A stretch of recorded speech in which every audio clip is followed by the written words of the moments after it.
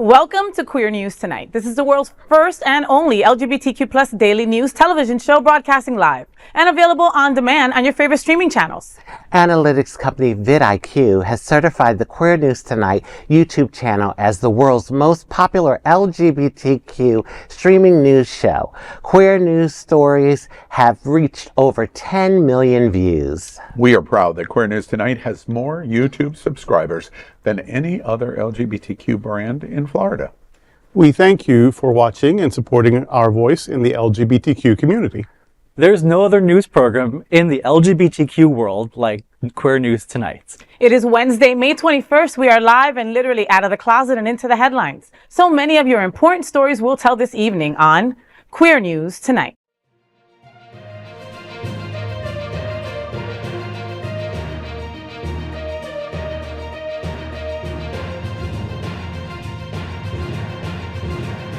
You're watching Queer News Tonight, the world's first daily LGBTQ evening news show. Welcome to the world's most important LGBTQ plus evening news show. Hotspots magazine, Happening Out Television Network, is a nonprofit 501c3 media company in the same model of PBS and NPR, but designed for the LGBTQ community. Our nonprofit mission is to support the 11 pillars of our LGBTQ community. We want to inform and educate the key issues of lesbian, trans, Latino, Black, healthcare, seniors, students, faith, social justice, and business, and then gay culture. Help us support our diverse community. We're part of one of the largest LGBTQ nonprofit media companies in America, Hotspots magazine and Happening Out Television Network. In 2025, our magazine is celebrating 40 years of the LGBTQ experience, and Queer News Tonight is celebrating our 5th anniversary with more than 10,000 LGBTQ television stories. We will produce the 25th anniversary of our Stonewall Pride Parade and Festival on June 14th. We present Pride Fete in August and Pride Fort Lauderdale in February. Our magazine events, television news, talk, and entertainment shows support our mission to educate the LGBTQ and broader community. In 2025, more than 100 community leader anchors will host this show to support the LGBTQ plus community. Let's meet today's anchors at Queer News Tonight. Let's welcome back to the table anchor Rajee Narinesingh. She's a famous transgender activist, actress, author, mystic, and reality TV personality. She's an activist and works over at Trans Social. Rajee, so Pridelines hosts Bonnie Builder's Bootycamp on May 25th. Tell me what's happening out. Sure. Fitness meets fun at the upcoming Bonnie Builder Bootycamp. Wow.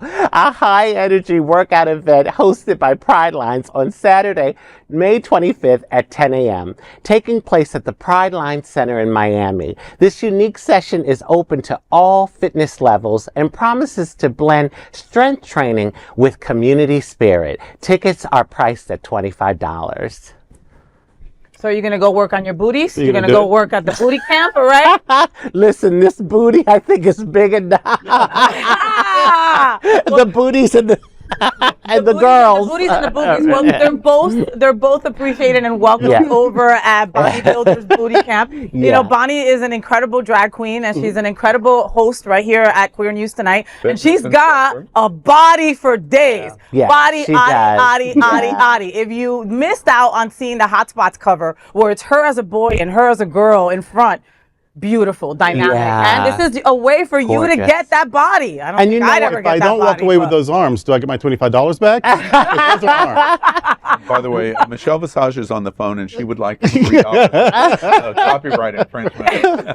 Well, I got to tell you, like, I do need to work out. And I want to say the Yes Institute, I don't know if you all are really familiar. Sure. The work that they do. I started with Yes back in the 90s, and I spoke for them for, many years, up until like 2012-ish. And I'm still connected to them, and it's just a phenomenal organization. And they were doing it before anyone else was doing it. Going and doing the gender training workshops at different venues. So, and great organization to sponsor. We have to do a shout out for Pridelines. Of course. Oh, yes.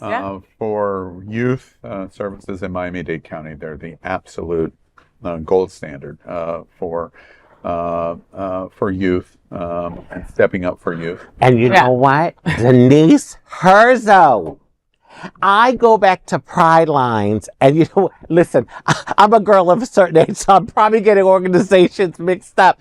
But I go back to Pridelines all the way in the 90s when Pridelines was located on Biscayne Boulevard, down by, remember that mall down in downtown? The Omni. Mm-hmm. It was right around there, and I was the one that was spearheading the youth program at that time. Well, and here we are, 40 plus years later, and they're still doing the damn thing. Wow. No, I didn't mean to age you. No. Put a note.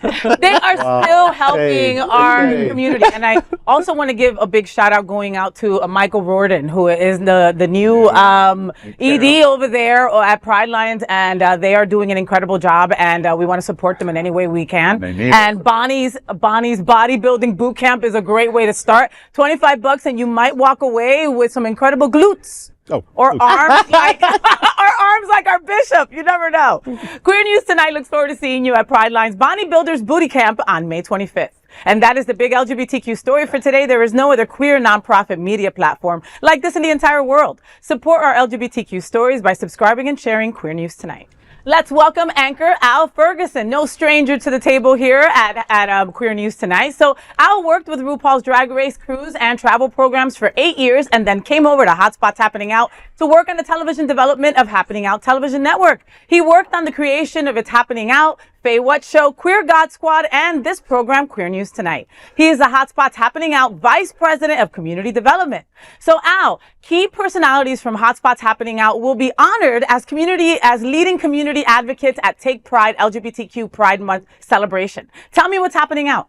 Well, History Fort Lauderdale and the Galleria Mall, Fort Lauderdale, will co-host Take Pride 2025 at the Galleria, Fort Lauderdale on Wednesday, June 18th at 6 p.m. The ticketed benefit reception held during Pride Month will honor 10 impactful LGBTQ community leaders through a vibrant evening of performance and celebration. The event is hosted by Queer News Tonight anchor FayWhat and Hotspots live host Sean Kitty Meow Palacios. The event features a special performance by Rihanna Patron and music by DJ Jay McCracken. From June 19th to July 13th, the public can explore Zorita's World, a free companion exhibition at Galleria highlighting the life of burlesque icon and queer advocate Zorita, alongside historic LGBTQ-friendly taverns showcased in Last Call, South Florida. This year's honorees include leaders from government, media, entertainment, and advocacy, including our anchor, FayWhat, and president of Hotspots Happening Out Media Division, Scott Holland. Reception tickets are just $50 for this event and are available at historyfortlauderdale.org. I've been to this event for many years now. It's really a highlight for June Pride Month because the museum, which is on the New River, takes a moment to say, wait, from a city standpoint in the history of Fort Lauderdale, the LGBTQ community has had a central role in the importance and development of the community of Fort Lauderdale. And they take the time during June Pride Month to recognize that all month long in the Galleria Mall. And the event is fun and it's entertaining. And selfishly, for all of us at Hotspots Happening Out, we love the idea that Kitty is involved. Everybody remembers Hotspots Live that Kitty hosted, and of course Faye, and the recognition, and Scott Holland as president of our media division. So it's going to be a lot of fun. Everybody should show up. I saw the legendary TP Lords. She's going to be there. That's amazing. Oh, That's God, right. Don't you? Right? Yeah. Oh my God. Honey, legendary. This is the thing to go. Yeah. Yeah, well, so I'm hosting and also being recognized, which is such a huge honor, right? So I've hosted for the last 3 years, and it's been such an incredible, it's one of my favorite events of the year, right? You get to see these incredible people that do so much for Fort Lauderdale and for our community. And so now to be one of those 10 people is like crazy for me, honestly, right?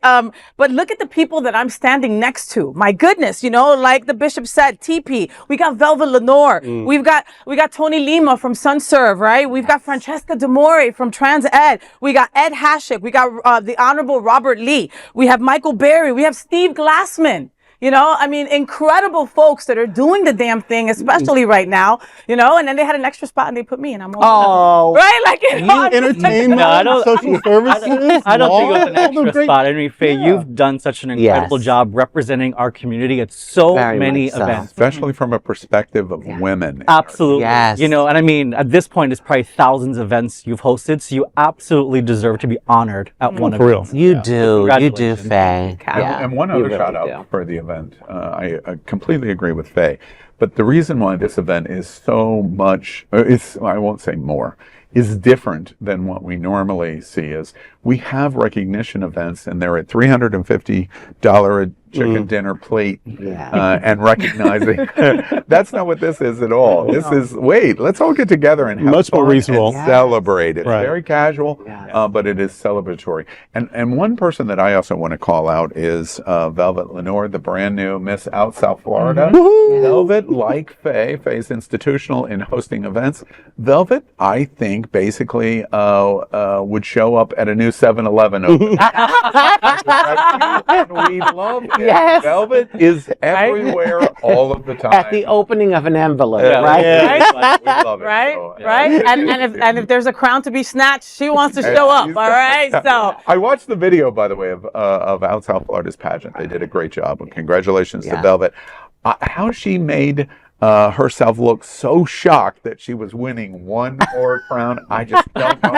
She could have won an Emmy for that performance. it was not like, oh my God, I won. It was more like, oh my God, where am I going to put this thing?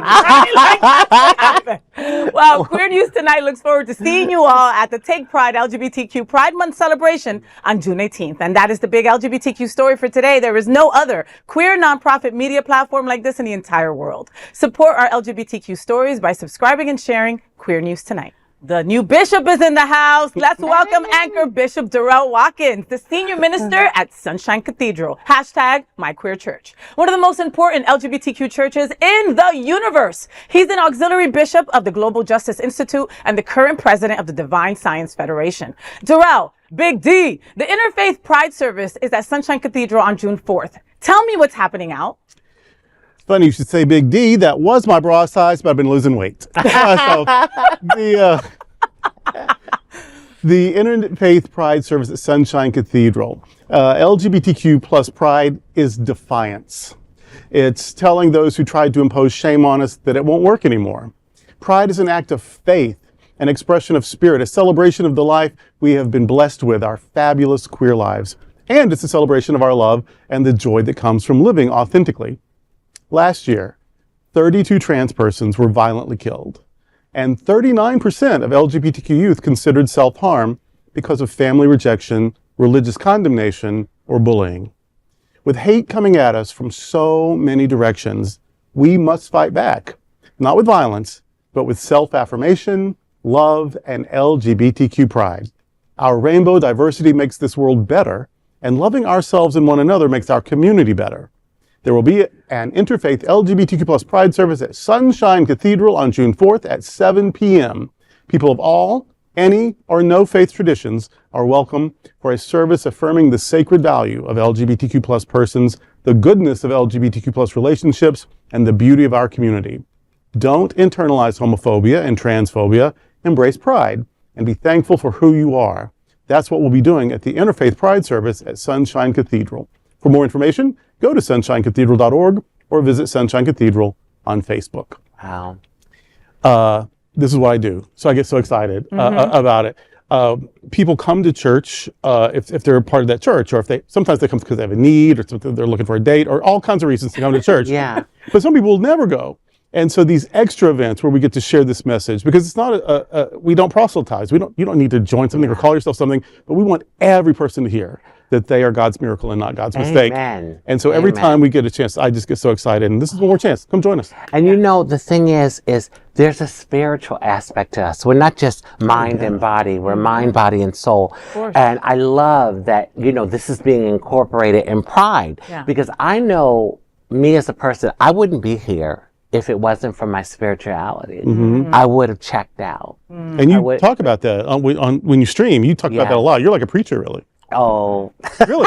I don't know. I don't. Good kind. The good kind. I don't know what I'll call my church, but anyway, no. But You have a yeah, powerful it's message. so true, and I just know for sure that if it was not for my faith and me knowing that I'm so much more than just this.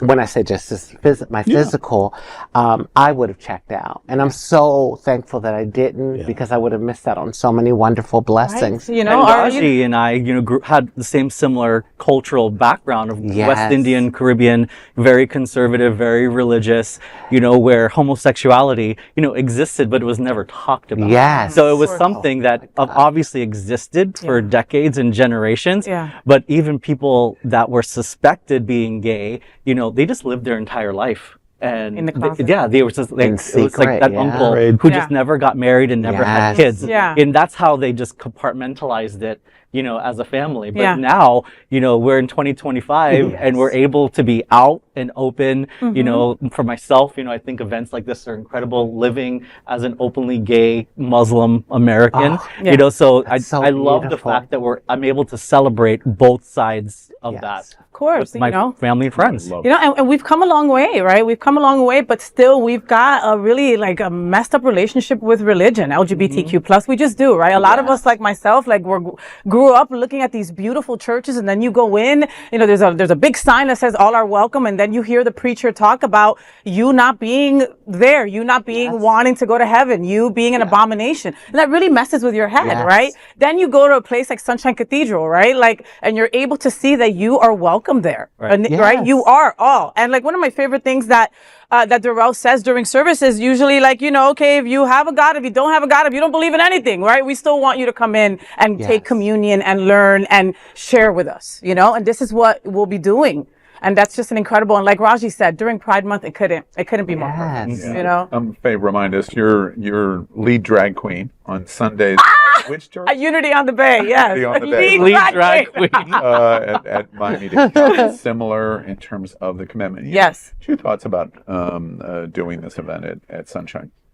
A lot of our community buries their pain deep. It's interesting even in this conversation, I can feel the vibration, certainly from you. I can feel it from you. You express it. And the reason I think that is important is from a news standpoint. We have reported so many times at Queer News Tonight and through the platforms that Hotspots happening out. Our number one harm in community is not Donald Trump, is not Ron DeSantis, is not virulent GOP, it's not Chick-fil-A. The number one harm on LGBT in America, every survey shows it's church. Church. Every survey says it's church. We have been hurt so badly by church, and then we buy into it, and then we believe it, and then we virtually never get rid of it our entire lives. I can feel that at this table. That's why this event is so important, because rarely, I spent so much time in West Hollywood in RuPaul days, from Sarasota, lived in Orlando at the Parliament House for years and years and years.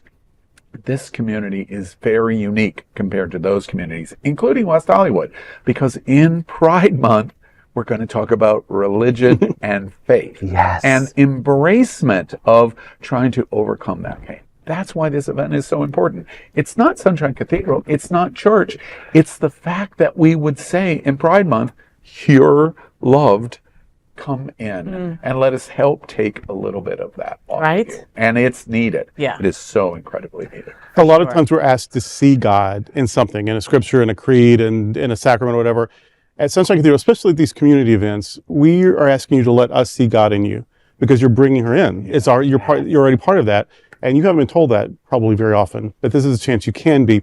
The religious holidays, they're secular now. They're commercialized, but they're still based in a religious tradition. And that's the same thing for gay Easter and Christmas, better known as Pride and Halloween. That there's a lot of how long have you been waiting? There's a lot of fun stuff going on, but there is a spiritual element. So I love that we're doing it in Pride. Well, I can't wait. And Queer News Tonight looks forward to seeing you all at the Interfaith Pride service on June 4th. And that is the big LGBTQ story for today. There is no other queer nonprofit media platform like this in the entire world. Support our LGBTQ stories by subscribing and sharing Queer News Tonight. I'm super excited to have my best friend back at the Queer News table. He's Kal Gajraj. Oh, wait a minute. He's Dr. Kal Gajraj, and he is the Senior Vice President and Chief Marketing Officer at CAN Community Health. Dr. Gajraj is also a Senior Advisor at the U.S. Institute of Diplomacy and Human Rights, a professor at Miami-Dade College School of Global Business and on the Communications Council and contributor at Forbes. So Kal, CAN-sponsored Pride Brunch at Hard Rock benefits the Pride Center, and it's all going down on June 1st. Tell me what's happening out. Well, Faye, on June 1st, the Seminole Hard Rock Hotel and Casino will host a high-energy fundraising brunch to support the Pride Center at Equality Park, as the nonprofit faces looming federal funding cuts affecting LGBTQ services and HIV prevention efforts.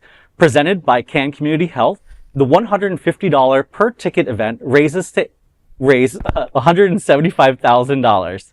Hosted by WSVN's Alex Miranda, the event will feature a share performance by Michael Dean, along with performances by Daisy Dead Petals, Velvet Lenore, Erica Norell, and Aaliyah J.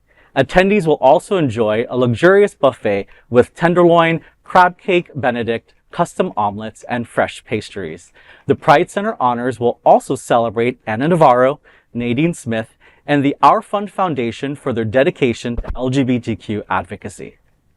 I'm so excited about this event. Number one, brunch isn't complete without a drag show. So today's line, Or crab cakes. oh, crab cakes, and Benedict. But to also add the element of the Hard Rock on top of that, and the Seminole Hard Rock Hotel and Casino has been amazing allies to the LGBT community in South Florida. So it's really exciting just to be able to see all three of those things come together: drag, brunch, and the Hard Rock. Wow. All for a great cause. Yeah. The Pride Center is an incredible organization, and these looming funding federal cuts that's, coming across the entire country, we are in a position where we may lose a lot of these services that organizations like CAN and other organizations get to give for free to our community. Yeah. We don't know what those changes will be at the end of the day, or, when budget cuts will come, or the next, federal cycle comes, but we have to prepare for that day, and, what free services we might have to charge for one day. Yeah. So brunch, anybody? Yeah. I know $175,000 is an ambitious goal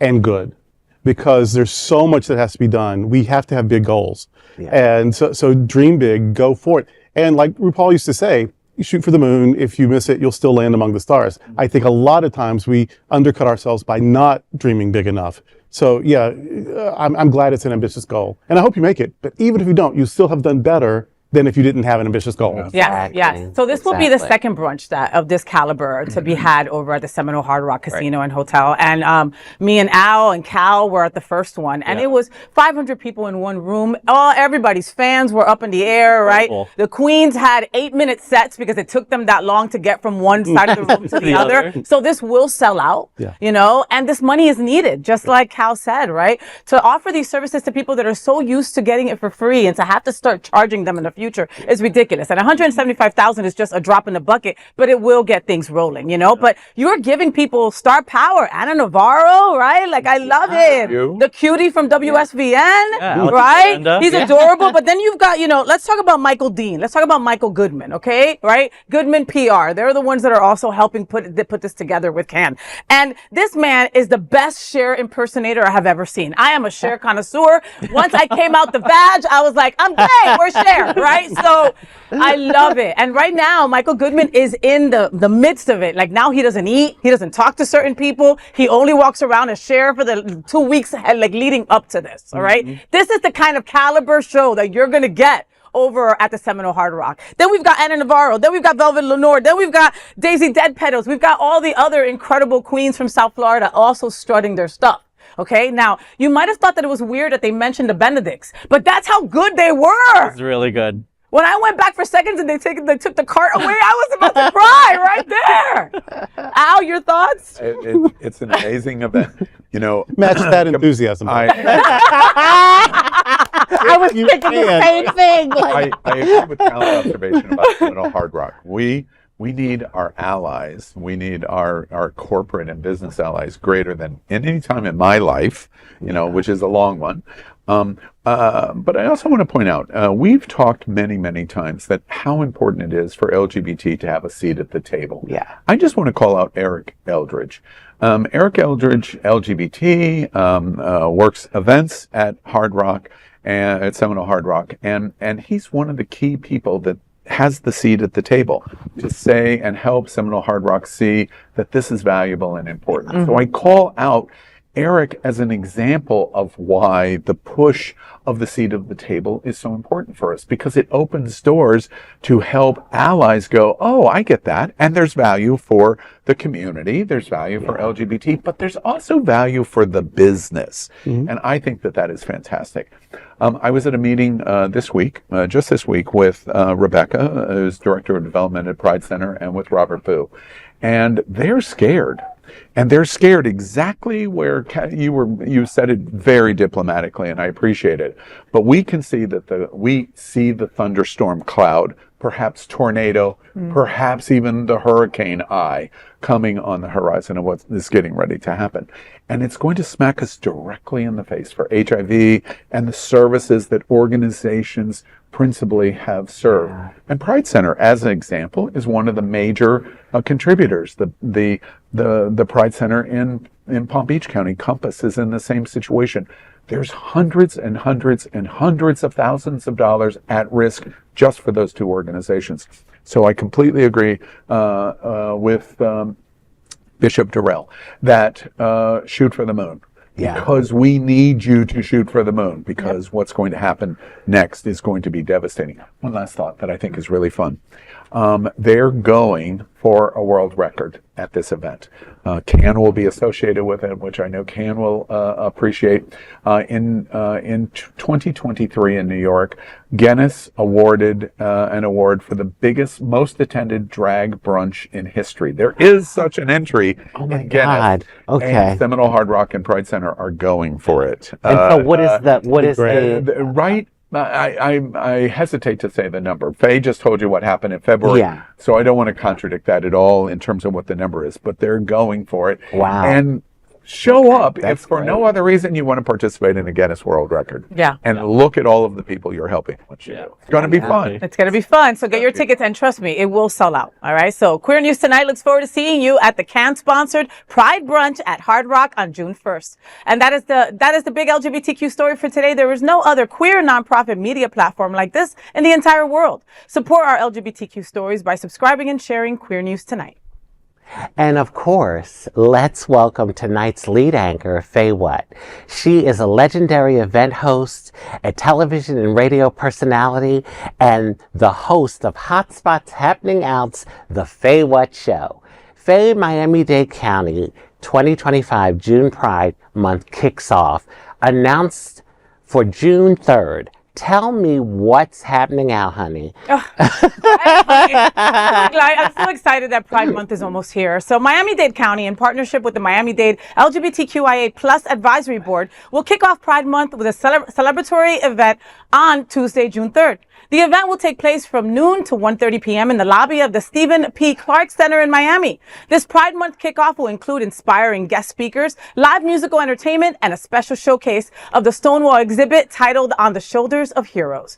The exhibit honors LGBTQIA pioneers who paved the way for equality and recognition. This annual tradition aims to celebrate diversity, promote inclusion, and highlight the ongoing work of the queer community and its allies. The event is free and open to the public. For more information, stay tuned and we'll have more to let you know. But mark your calendars for June 3rd for sure, 12 o'clock in downtown Miami. So I'm really excited about this. You know, Pride Month is here, right? And this is one of the events that I've gone for the last couple of years. Last year, you and I went together, Cal, right? And, you know, it's when Miami-Dade kicks off Pride Month. And we all know that during the elections, Miami went real red real quick, you know? So events like this are even more important. This is when the mayor comes out. This is when Chevron Jones comes down and talks to us, you know? And now this year I get to host it for the first time. The invocation is being done by my Reverend over at Unity on the Bay, Reverend Juan Del Hierro, which I'm excited about. And it's going to be an incredible time. I'm just really humbled to be a part of it this year and really looking forward to kick off Pride in a big way, especially in Miami-Dade. Yeah, it's going to be a fabulous month. I mean, just sitting here listening to everything that's coming up, and I look forward to it because Pride Month is so important for us. You know, I have a family member. Especially this year. Yes, especially this year. And it's, you know, it's about us being loud and proud. And I was explaining to one of my family members, they were confusing it with like being some conceited, like when you're, you know, like having pride and not being humble. And I said, no, you're getting it twisted. For us, a community that oftentimes lives with shame from little, we have the internalized shame.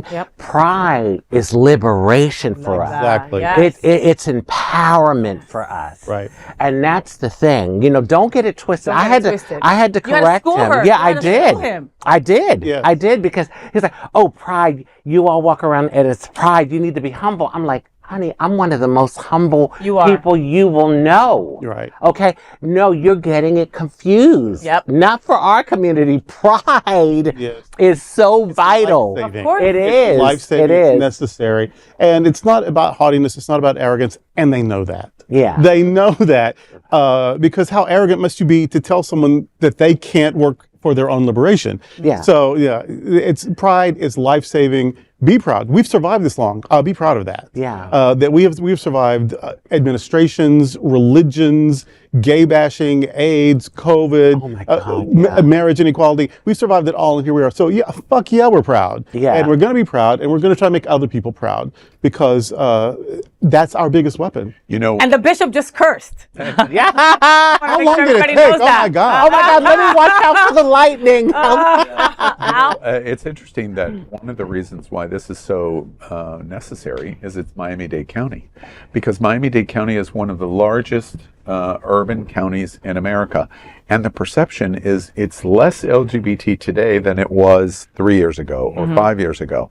Broward just sucks up all of the oxygen in South Florida as being the LGBT heart of the community. And a lot of that, unfortunately, is because of the impression from elections. Yes, and Faye touches it, you know, this kind of red wave that happened.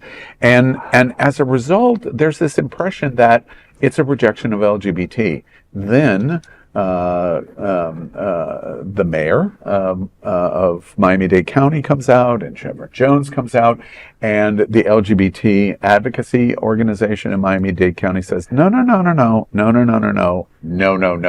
you're getting it wrong. And then they start the tone of the month. And for Miami-Dade County, this is an important year, and really important to come out and show for this event, to say to the residents in Miami-Dade County, sections of it may have gone red in the election, but that has nothing to do with the celebration of the LGBT. Yes. We're still here. We're here, and we are still celebrating. And like Faye mentioned, you know, her and I went to this event last year, and it's a really interesting event because to me, it felt like it legitimized Pride Month. Getting the city involved, you know, it's at a government center. You know, we love Mayor Daniela. We love you so much, you know, and the support that she gives our community. And it's so accessible also. You know, I was working in downtown Miami at the time, and I hopped on the Metro Mover and came over. So no matter where you are, hop on the Brightline, you know, come down to Miami Central, hop on the Metro Mover, you know, come and support this event. It's really important. All the elected officials are there. You know, a lot of people from the community are there, and it's a great way to kick off Pride Month. And it's a testament to them really standing with us, because in a climate where it's easier to go to the other side, these elected officials are standing with our community. Taking risks. Amen. Amen. Rajee, will you close us out? I will. Queer News Tonight looks forward to seeing you at the Pride Month celebratory event on Tuesday, June 3rd.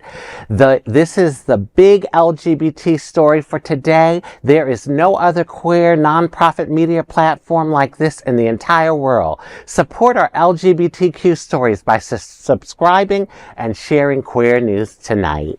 Now let's dive deep into this big LGBTQ plus story for today. I'm FayWhat, and let's queer up business.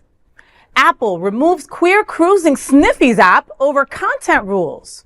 A popular queer cruising platform has hit a major speed bump in the App Store. Sniffies, the real-time location-based cruising app known for its explicit content and interactive map, has been temporarily removed from Apple's App Store. The removal comes just 2 months after the app launched its iOS version on March 3rd.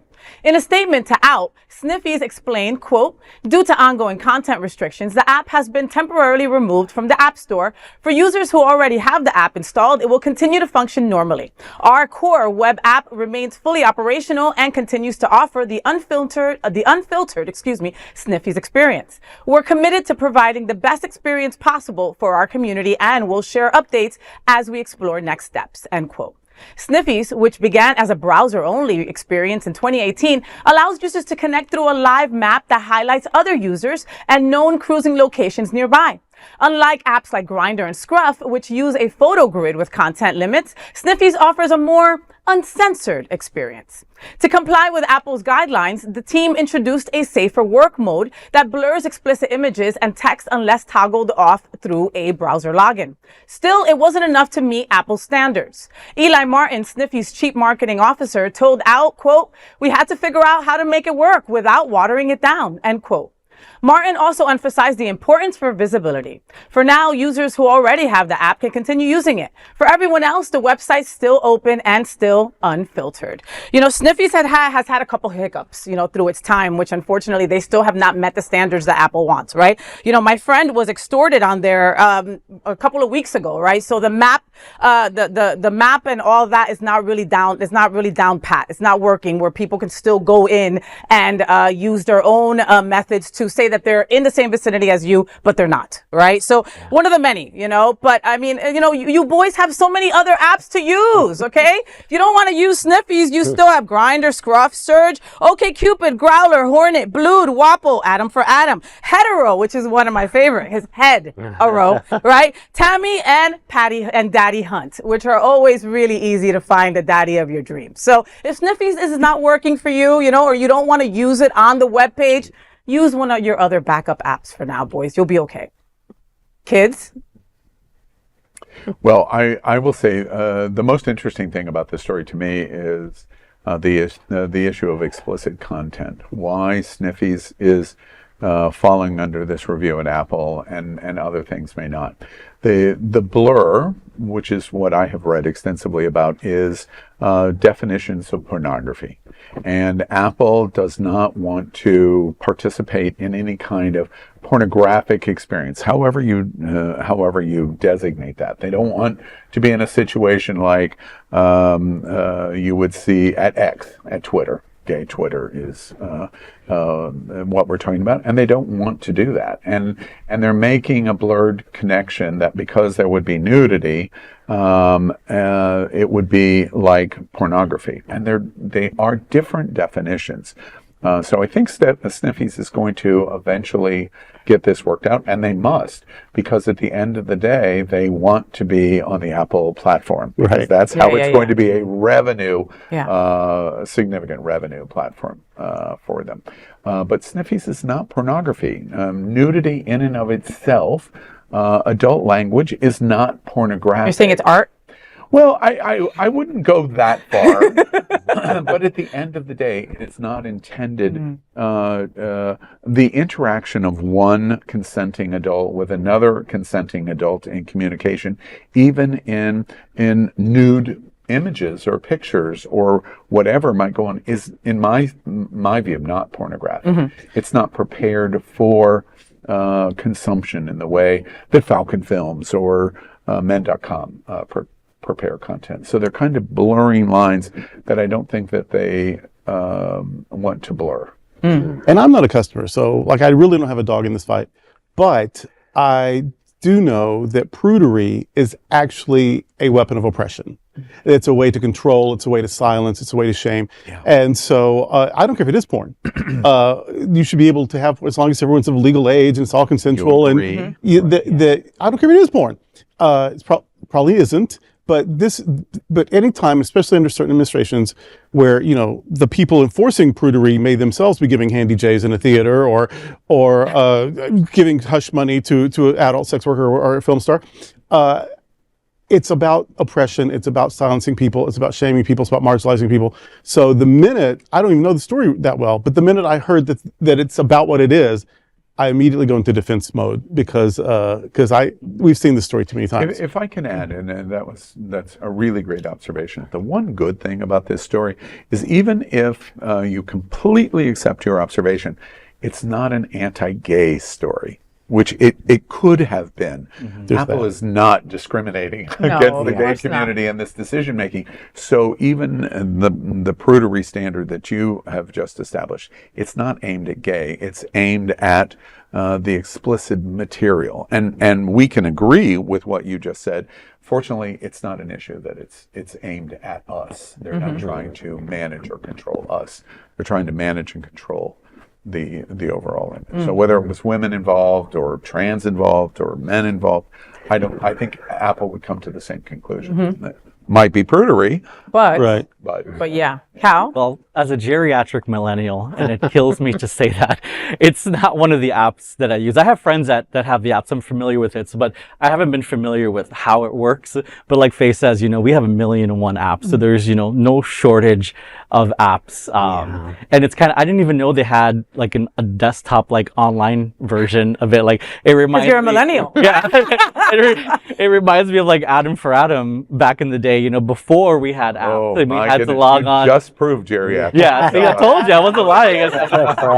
I remember personal ads in a paper. Yeah. But the back of Hotspots. That's the thing. Is that how Hotspots was it Craigslist? Right. What is it? Men looking for men? What was that? That's Craigslist.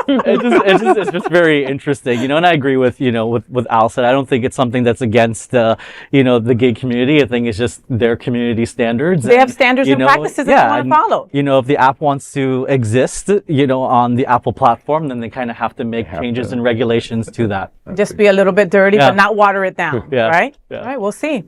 That is the big LGBTQ story for today. There is no other queer nonprofit media platform like this in the entire world. Support our LGBTQ stories by subscribing and sharing Queer News Tonight. Now let's dive deep into the big LGBT story for today. I'm Rajee Narinesingh, and let's queer up trans rights. Trans pride flag flies high on El Capitan to protest anti-trans efforts. In a breathtaking act of pride and protest, a massive trans pride flag has been unfurled on El Capitan, the iconic granite mammoth in California's Yosemite National Park. The 55 by 35 foot banner, the largest ever hung from this famous climbing wall, is part of a bold initiative called Trans is Natural. Organizers say the action is, quote, a celebration of trans belonging in nature, in community, and everywhere, end quote. The initiative also takes direct aim at the Trump administration's ongoing efforts to erase trans lives from public institutions, including government websites, education systems, and libraries, and its documented discrimination against queer and trans employees of the National Park Service. Patty Gornia, a lead organizer, drag queen, and environmentalist, said, quote, we flew the trans pride flag in Yosemite to make a statement. Trans people are natural and trans people are loved. Let this flag fly higher than hate. We are done being polite about trans people's existence. Call it protest, call it a celebration. Either way, it's giving elevation to liberation, end quote. The display follows the first known all-trans ascent of El Capitan by climbers Nati Indo and Juniper Wells in June 2023, and echoes of February protests when an upside-down U.S. flag, a signal of national distress, was hung from the same rock face in response to cuts to the Park Service. Climber and ally Nate Vance, who helped raise both flags, said, quote, trans people are my friends. I step up when my friends need help, and we all need to step up right now for trans people. Carry hate. We carry the largest trans pride flag to ever be flown in a national park. and unfurled it on the side of El Cap to prove a point, that trans is natural. The Trump administration and transphobes would love to have you believe that being trans is unnatural, but species that can transition sexes can be found on every continent and in every ocean on planet Earth. So call it a protest, call it a celebration. We are bringing elevation to liberation. They try to erase us from government websites and education systems and libraries. So we raise this flag higher than ever before so every trans person knows that they have people that love them in their corner. The people united will never be defeated. Well, I think this is awesome. I really do. It's so great to see this happening because as a transgender person maneuvering in the world, I certainly have felt the backlash. I mean, it has not been fun. And even just going to the market for me can be a struggle because I'm very intuitive. And I'm an empath, and I pick up on energy, and I know when people are being shady or, there's like disdain or hatred, I pick it up right away. I see them a mile away.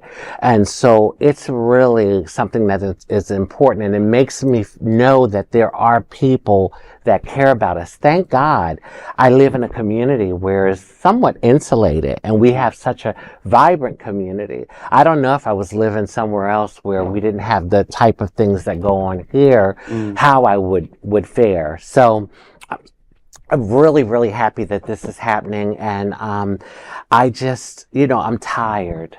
I'm tired. Yeah, I'm tired of trying to justify my beingness over and over again. Right. I'm a trans woman of a certain age. Let's say I've been around the block a number of times. And, I thought we were done with the fight. Right. Damn, blood, sweat, and tears. And I was so happy when I started to see a progression of the trans civil rights movement to now see this backlash. And it seems like we're taking 10, 20, 30 steps backwards. But I do know we are resilient people.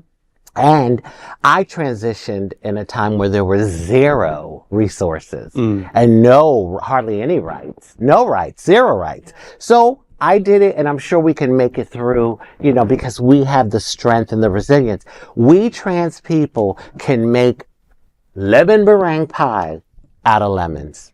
And you do. And you do, Yeah. And again, this is definitely a protest, and I love it in every single way, right? Everybody knows that our trans siblings are the most attacked, okay? Yeah. You folks and also queer children, Yes. This is a beautiful protest, and we need things like this. And again, a trans woman, a drag queen leading the effort for this. Again, where do we learn our things? We need to learn everything from the trans community and from the drag community, giving a big shout out going out to Patagonia. What is the name of the drag queen that's out there always posting stuff over there at Yosemite? And we're everywhere. We are everywhere. We are some of those park rangers that were dismissed because of funds. They were LGBTQ also, so things like this are just so important. I love the correlation between having the trans flag on a national monument such as Yosemite as a natural park, to branch that correlation between trans is natural. What a great correlation the two of those have. And it breaks my heart to, hear you say things like that, because I know that we've had conversations about, you being at the airport, and being treated differently, or, being in the ER, and being treated differently. And it's do you need me to come, there with you, and I'm always going to be there for you, whenever you need, us. And in a time where, you should be enjoying your life, and enjoying, all the hard work that's been put in for decades. You're still in the fight, and we're in this fight with you together. Thank you so much for saying that.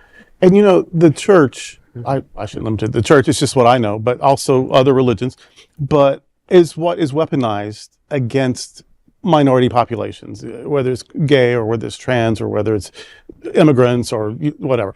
It's always, there's some religious reason. It's bullshit. There's never really a religious reason. It's just something that they think, if I say God says it, you can't question me. That's supposed to end the conversation. God didn't say anything. So I want people to know that if the reason they're uncomfortable is because they've heard something, some Bible verse or some silliness, the Bible, very first page, shows a man giving birth to a woman.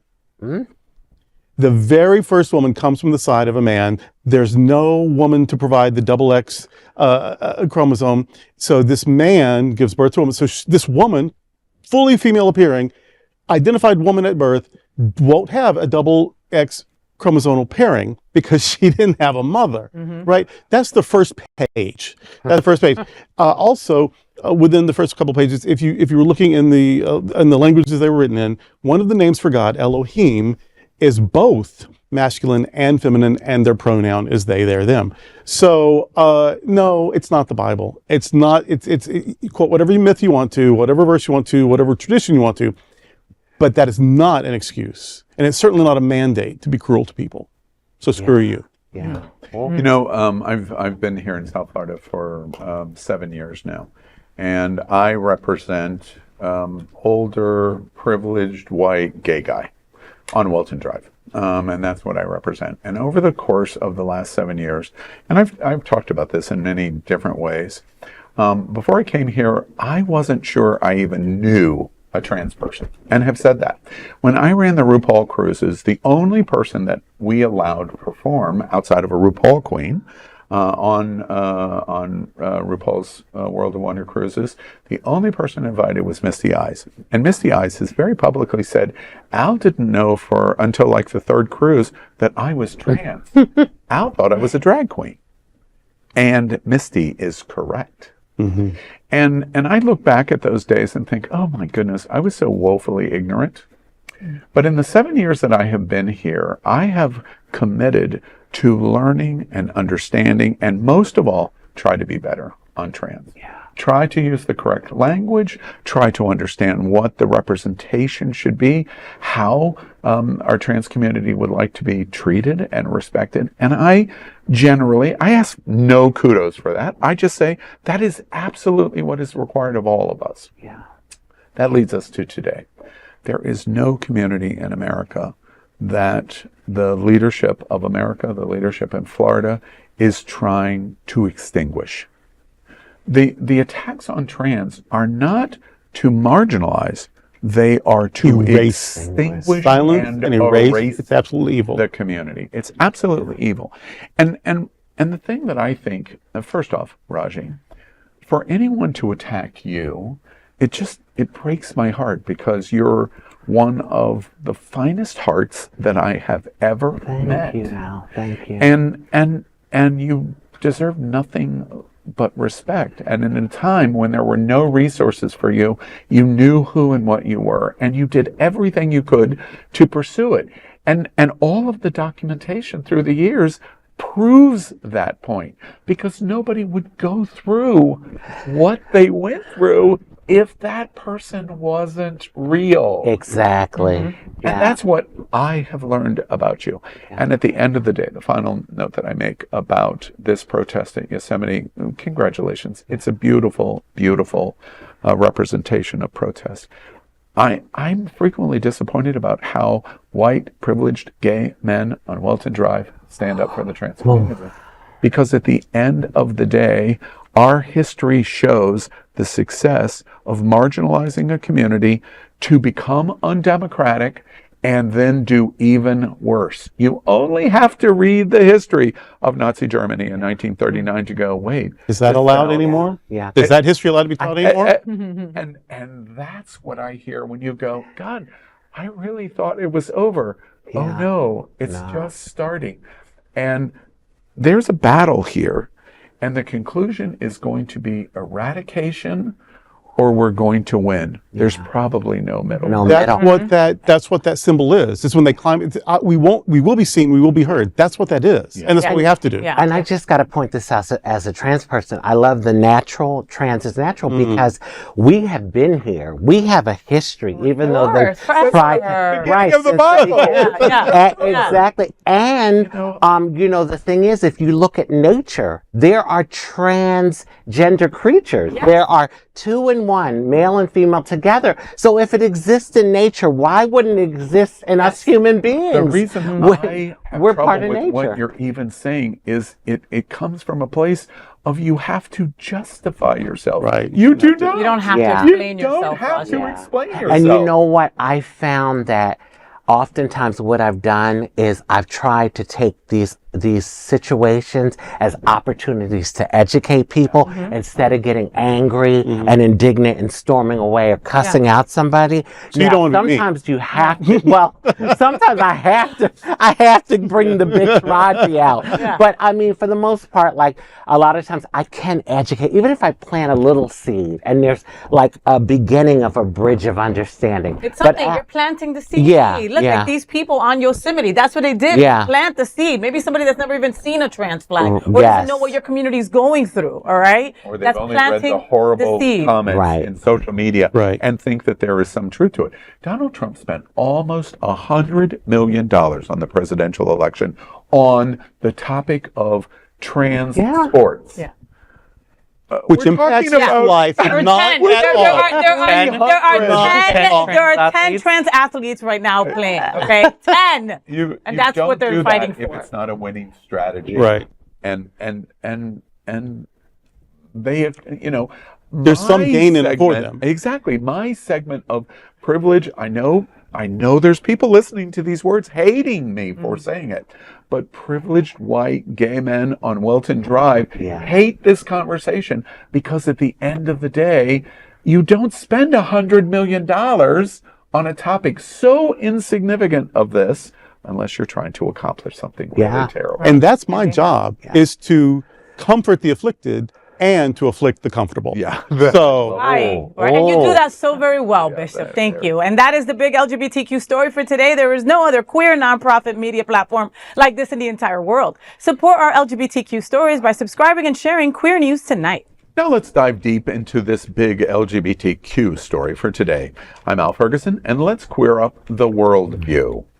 Hotspots happening out to report on location in Israel and Gaza over the future of LGBTQ in the Middle East.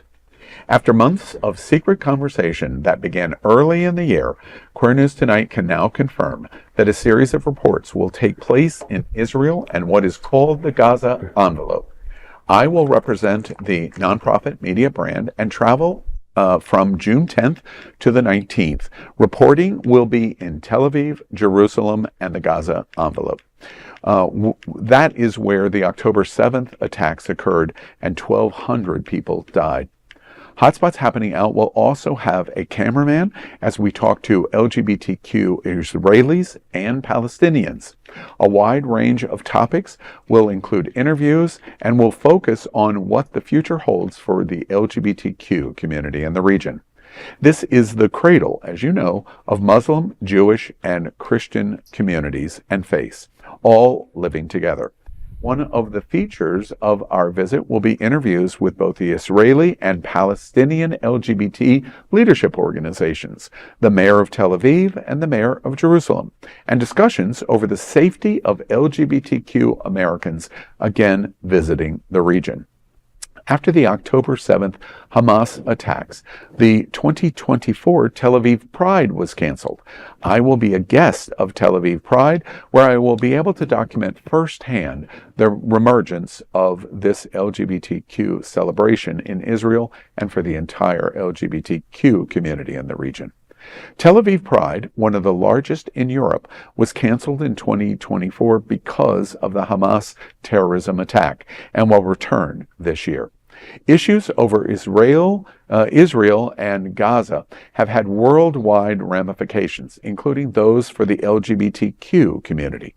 The impact of the Israeli-Gaza war has dramatically affected college campuses, university funding, and the GOP response may have had direct implications on election outcomes, including that for the U.S. president. There are often two distinct points of view on the war in Gaza. We will talk to LGBTQ community members affected from both sides. We will report across all of our platforms in streaming television, digital reporting, and print in Hotspots magazine. We invite you to follow us for this historic moment as we document LGBTQ history in the making, exclusively here from Queer News Tonight. Well, we're very proud, first, to announce this. I would be remiss if I didn't say I was also a little nervous. Yeah. It is a region of the world where it seems like nobody agrees on virtually anything.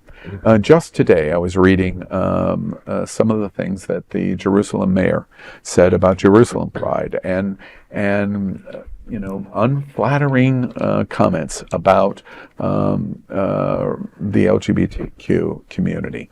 And the question is, for him, what is he going to say about whether LGBT should come to Jerusalem? Durrell and I were directly affected because 2 years ago, Sunshine did a trip and Kal was with us and Faye was with us, where we went to Athens and to Kusadasi in Turkey and to the Greek Isles. We went to the Giza Plateau in Egypt, which everyone said you can't bring an LGBT group to travel there. And we were to go to Tel Aviv and from Ashdod and Jerusalem, and Israel was canceled because of the event. So this is a first opportunity to go back and see where it is progressing and hear the various points of view. I invite all of us to stay tuned. It likely is going to be very I think it's fabulous that you all are doing this. When I think about the conflict, I say, like, will there ever be a resolution? Because on both sides, people are suffering. And I know 1,200 people died on October 7th, 2023, but 52,000 Palestinians have died. And I always say this: all Palestinians aren't Hamas. Okay, and I can't help to think about the innocent children. And I can't even imagine being LGBTQ in the Gaza Strip. I can't even imagine that. Like, I don't even know what the community does, and you're going to be able to find that out. Yeah. The thing about Israel is I've heard how vibrant the prides have been. And I know that, like, there's probably, I could be wrong, but I'm pretty sure that there's a strong LGBTQ alliance in Israel. But what I'm interested to find out, and this is just me, is what's going on in the Gaza Strip with LGBTQ people, with the Palestinian people. It's very interesting because I have a friend of mine who lives in Tel Aviv, and it's someone heterosexual man who I met on a flight from LA to New York like 15 years ago. And we've kept in touch all this time. And I remember when they had the first Pride in Tel Aviv, and he texts me and he says, "Are you here?" And I'm like, "Here where?" And he goes, "For Pride in Tel Aviv." And I said, "No, like, I live in Miami. Like, why would you think I'm going to come all the way to Tel Aviv and not tell you first of all?" And he goes, "I know, I'm just joking." He's like, "But I'm here." And I'm like, "Wait a second. Are you gay? Because I thought you were straight." And he goes, his response to me, I'll never forget. His response was, "Pride isn't just for gay people." Oh, I love that. And I was like, what an amazing response to their first Pride in Tel Aviv, and how the community came together to support their LGBT friends. I love even more that your friend just thought there was one Pride and you were right. And I was gonna. How beautiful is that? I love that. The second part is I just wanted to note that trip that we went on, Al, was absolutely incredible because Faye and I got to broadcast live in front of the pyramids. Yes. And that was probably one of the most epic experiences of my life. Of it was not only to be with all of you, but for you and I, Faye, to have been there in front of the pyramids, and we had the camel, behind us.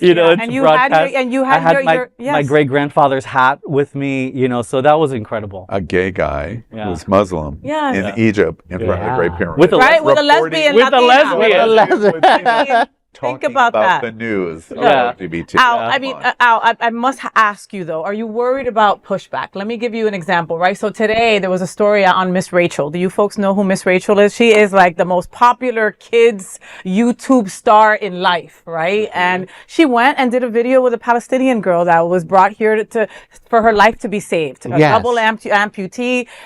Horrific, right? And so she did a video with the little girl, and she's gotten so much pushback from the other side. She loves all children. She entertains all children. Okay? And it's a child at the end of the day. All right? But it just shows you this is the level, right, that you're up against, that you're going to be up against.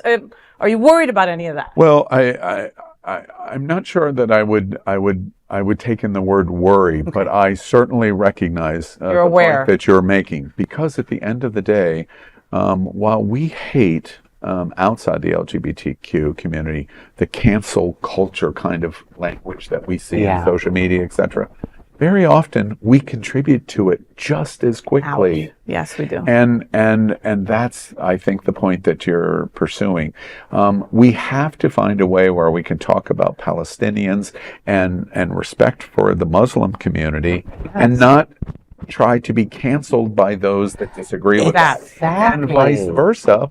To be able to talk about Israel, and not go, every single person is the prime minister of Israel, because it's not everyone's point of view. The story that you just told is a beautiful story. There is complexity of every issue, and we must stop trying to be one-dimensional, because Truth Social is a one-dimensional platform, and if you only are in Truth Social, you're not getting the whole story. So you're not getting truth or being social. It's all terrible. Your observation. And unfortunately, we contribute to it.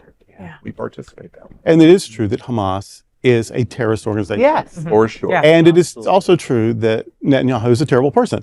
I mean, so it's Both hard. can live in the same hard to it's hard to enter into the conversation, because there's almost no right way to be. And also, you're very concerned about the only democracy, the only pro-LGBT country in that whole region, and that doesn't give them permission to do shitty things. And you know, so it's this. So I usually just stay quiet, because I don't even know where to enter. Well, it's a social media conundrum that we live in now, because as soon as something happens, everyone is quick to update their profile picture to, I support Palestine, I support Israel, I stand with I support dark chocolate. It's like, come on. Like, but my thing is the humanity. When I dying on both sides. On both sides. And like I made I understand Hamas is a terrorist group, but Hamas isn't that little boy or little girl that is, that is suffering and starving to death because they have blocked humanitarian aid in. How can the world watch children? I say children because they're the most innocent.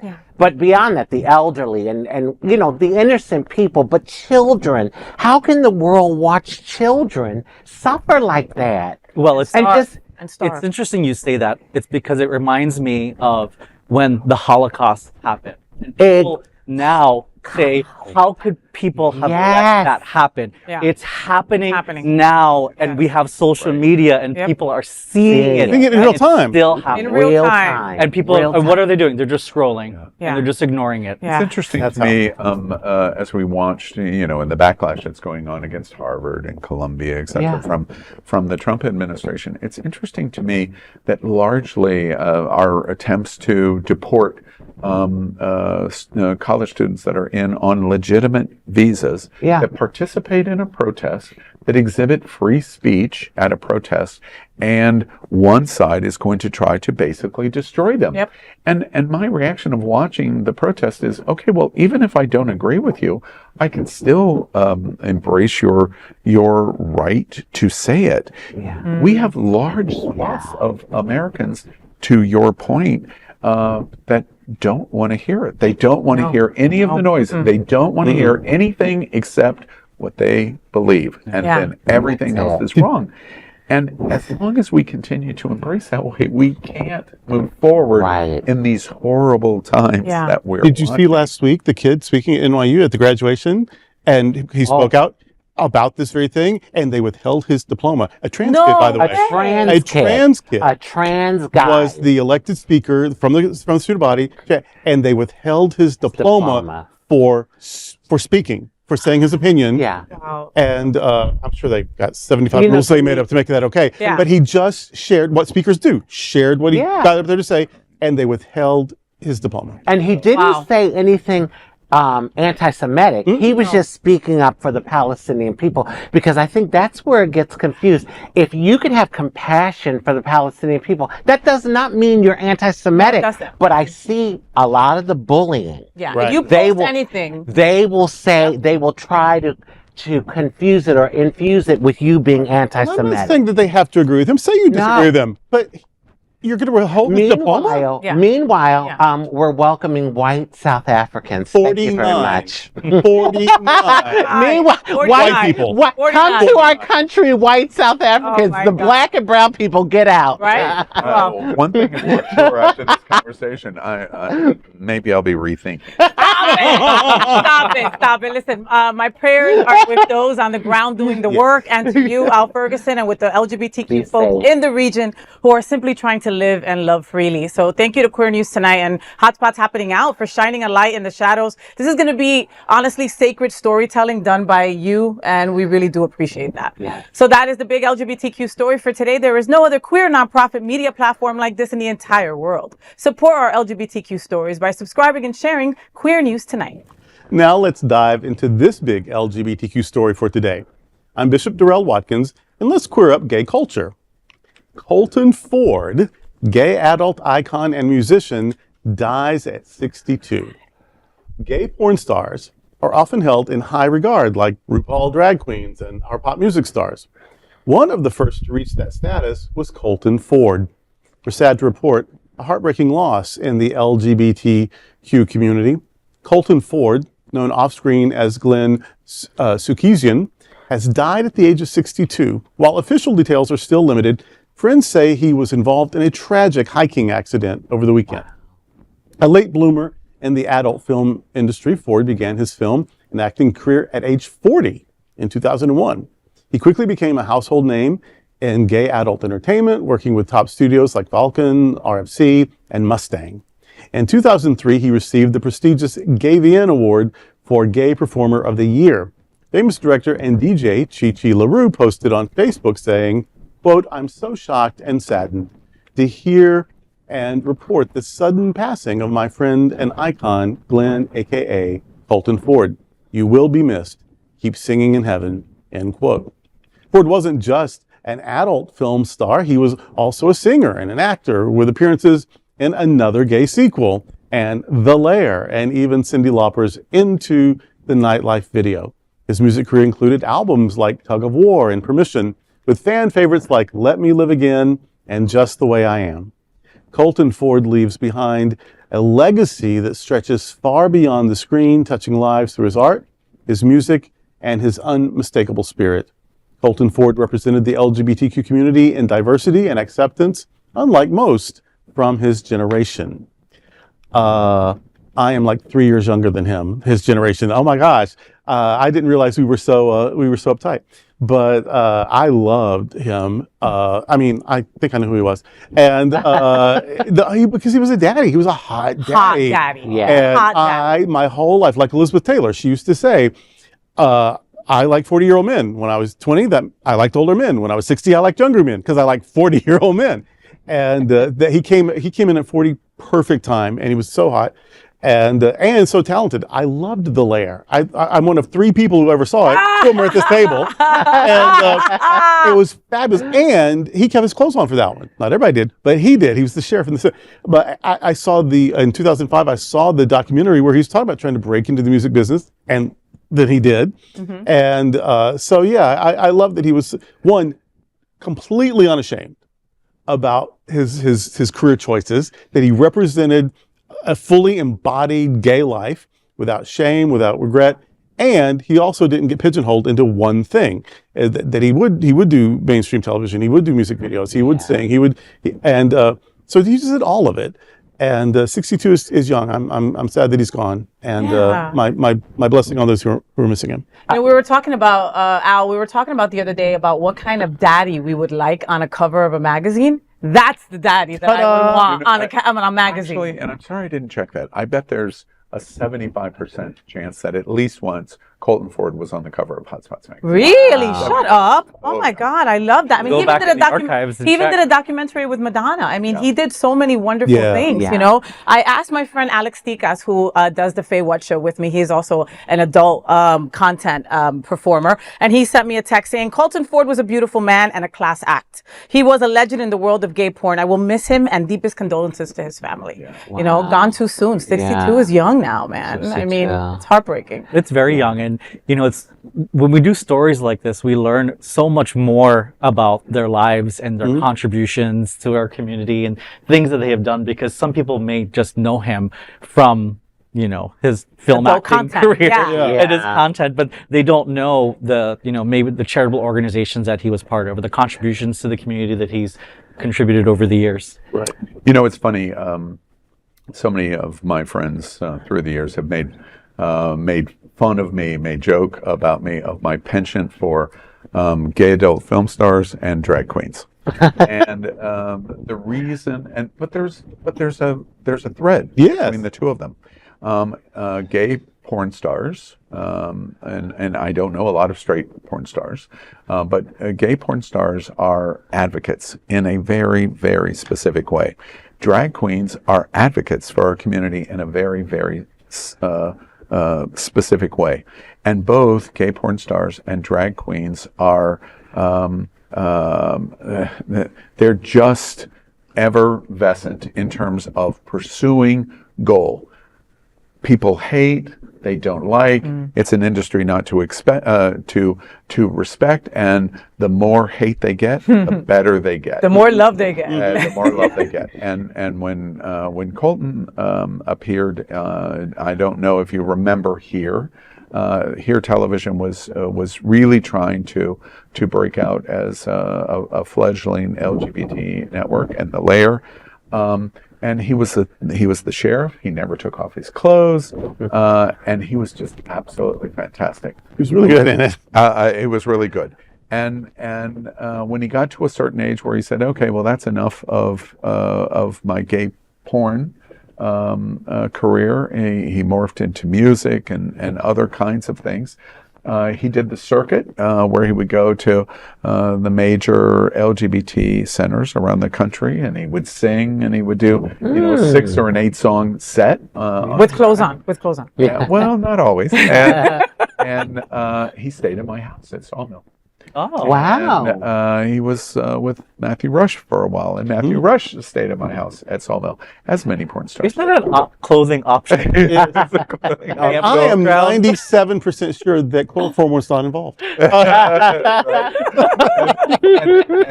and it's just, when I saw the news, it's really, really sad. Matthew has been through sad news, as many people in gay adult entertainment are. But really, I celebrate his life, and this way too short. Chi-Chi has stayed at my house in Sarasota and at Sawmill. It's way too early. It was way too early. But at the end of the day, one of the things that we can celebrate is this is really a very important stream of our gay culture. And we should cherish our gay culture. It is what makes us so unique. Colton Ford and people of his ilk are to be celebrated. And that's what they And I want people to know that the queer culture is a sex-positive, body-positive culture. Absolutely. People are trying to sweep that under the rug for acceptance, whatever. I don't care if you accept me for that, because we are who we are, and that's why I was saying that, he was unapologetic. Why should he be?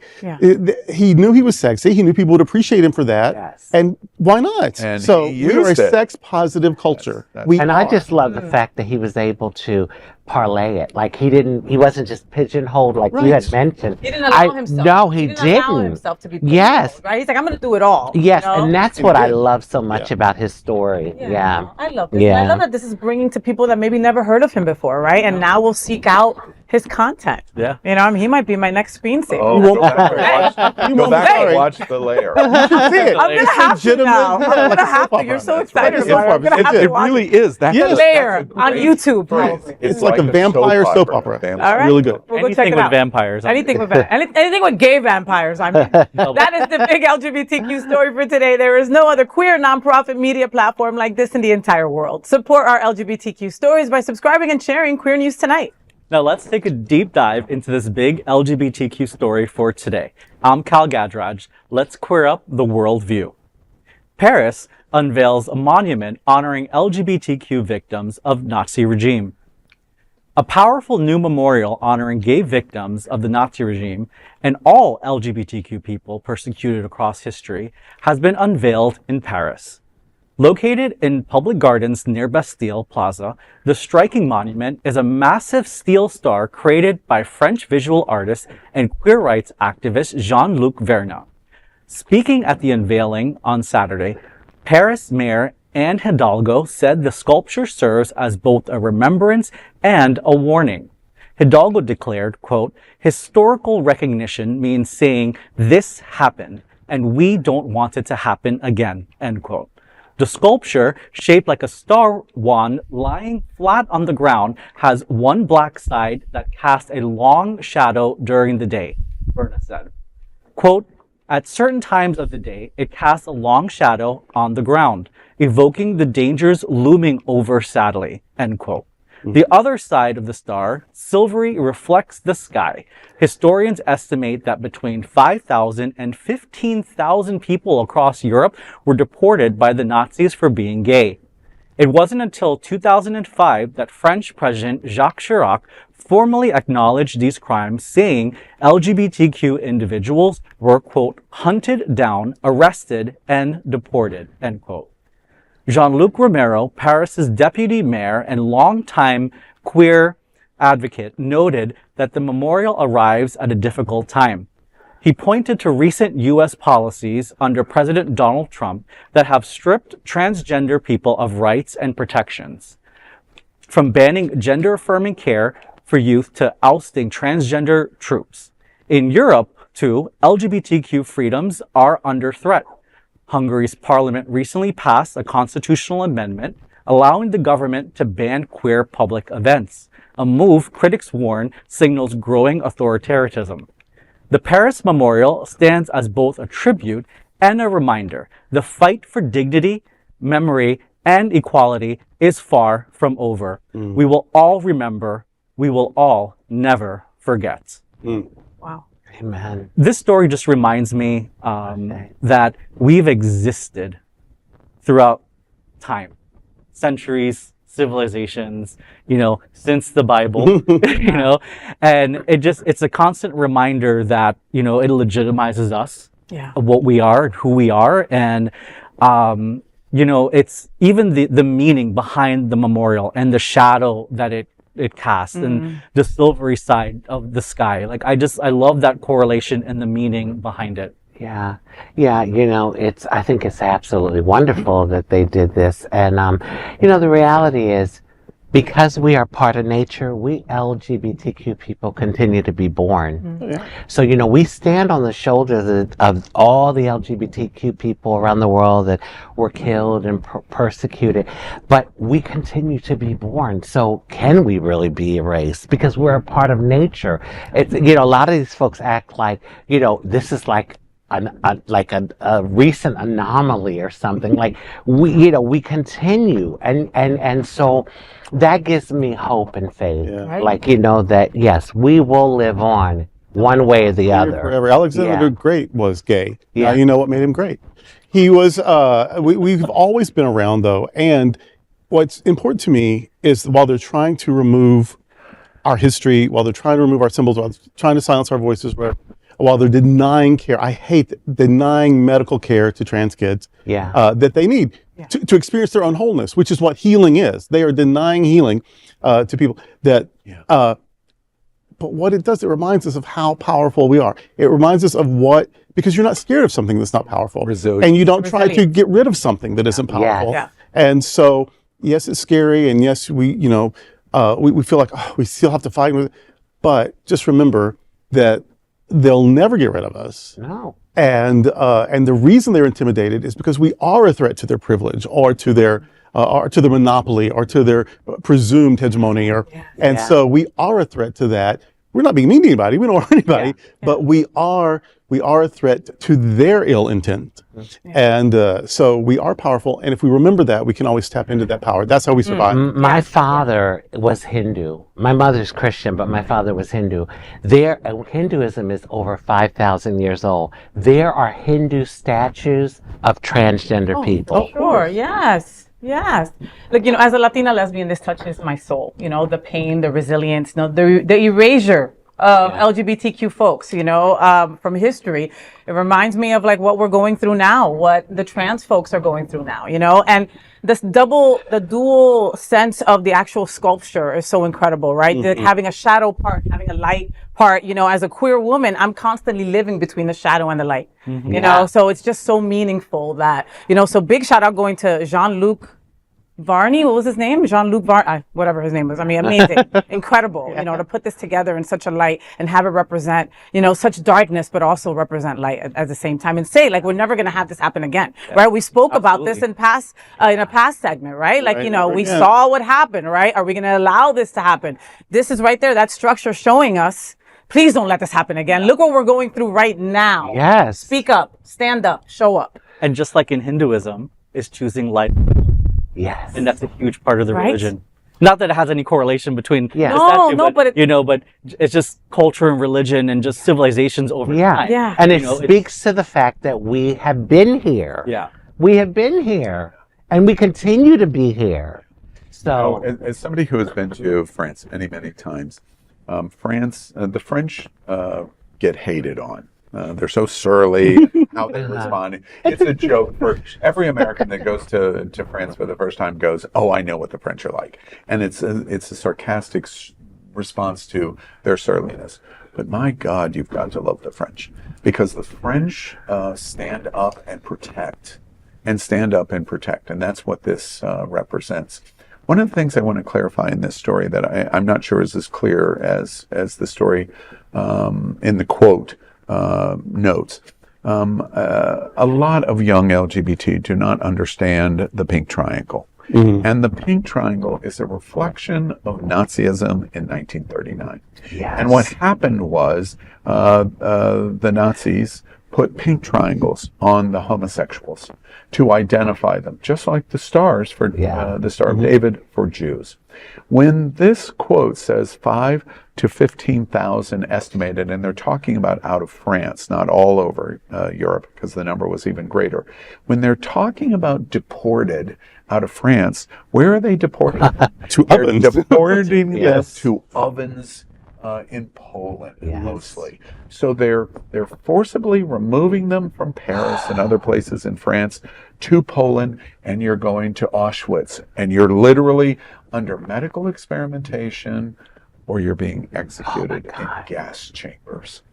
That's what this exhibit is standing up for, of saying, this is what this monument is for. And while, of course, the Holocaust for Jews is much, much better known, the LGBT community was the next big community that faced Holocaust by Nazi Germany in 1939. When I hear this quote that Kal just said from the mayor of Paris, we don't want this to happen again. What she's referring to is a Holocaust. We don't want gay people, LGBT people, trans people to face this again. So many of my friends in Europe go, what's going on in America? And they're making connections to Germany in 1939. That's what this monument means to me. We should be all waking up. I spoke to two people just today in South Africa, in Cape Town, and they were comparing us today to the early days of apartheid. Wow. Wow. Like, people see it, They see it. Wow. and we pretend like we don't. And we saw it with the Confederate statues. We were, in the 1950s, we didn't raise heroes to liberators, statues to liberators. They raised statues to former oppressors. Those things didn't show up in the 19th century. They showed up during the civil rights movement to intimidate and silence it. And so now when we're taking them down, because they should have never been up, they're like, oh, you're erasing our history. No, you don't raise a statue to an enslaver from the 1800s in 1950 to promote racism or whatever. So yes, that did have to go. But then that wasn't enough. We should have then also there should be Harvey Milk statues. You know what I mean? Like the heroes who fought for us need to be up there as well. And that's what France has done. My doctor is German. Well, I don't have her anymore, but she is German. And we had this discussion, and she says, Rajee, When you go to Germany, you do not see statues of Hitler. Yeah. Yes, he was a part of our history, It's against the law. but it's against the law. But we don't. That's not a part of our history. We want you to celebrate. Yeah, to that's something you celebrate and celebrate, yeah. raise up. And she was comparing that to the statues here.